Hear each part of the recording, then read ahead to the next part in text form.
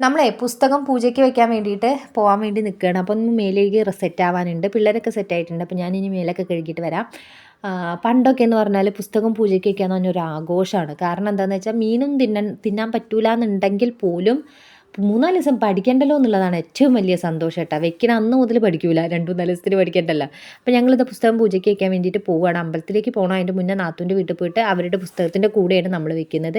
ആ പോക്കിലാണ് ഈ ഒരു മഞ്ഞപ്പൂക്കൾ കണ്ടത്. മഞ്ഞപ്പൂക്കളോട് എനിക്കെന്തോ പ്രത്യേക ഇഷ്ടമുണ്ട്. അതുകൊണ്ട് നമ്മൾ കുറച്ച് മഞ്ഞപ്പൂക്കളൊക്കെ പൊട്ടിച്ചു. പക്ഷെ നിറച്ചും പുളിയുറുമ്പായിരുന്നു. കട്ടിക്കുന്ന പുളിയുറുമ്പ്.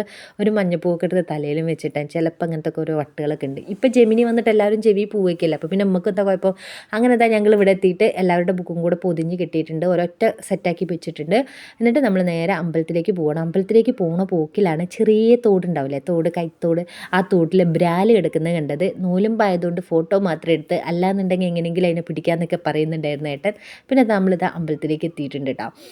ഇതാണ് ഞങ്ങളുടെ നാട്ടിലുള്ളൊരു കുഞ്ഞമ്പലമാണ്. അപ്പോൾ ഇവിടെയാണ് വെക്കുന്നത്. നല്ല രസമാട്ടോ കാണാൻ. കണ്ടോ, അങ്ങനെ പാടത്തിൻ്റെ ഒക്കെ സൈഡായിട്ട് ഇതൊക്കെ നമ്മൾ ടി വിയിലും ഫോണിലൊക്കെ കാണുന്ന മാത്രമല്ലേ. അവിടെ നിറയെ മഞ്ഞപ്പൂക്കൾ. എന്താണെന്നറിയില്ല, നിറയെ മഞ്ഞപ്പൂക്കൾക്ക് എന്തെങ്കിലും പ്രത്യേകതയുണ്ടോ? വൈകുന്നേരത്ത് ഇങ്ങനെ അമ്പലത്തിൽ നിന്ന് പാട്ടൊക്കെ കേട്ട് ഇങ്ങനെ ഈ പാടത്തിൻ്റെ സൈഡിലൂടെയൊക്കെ നടക്കുന്ന ഒരു ഭയങ്കര നൊസ്റ്റാൾജിയാണ്. പിന്നെ അതാ അമ്പലത്തിലെത്തി.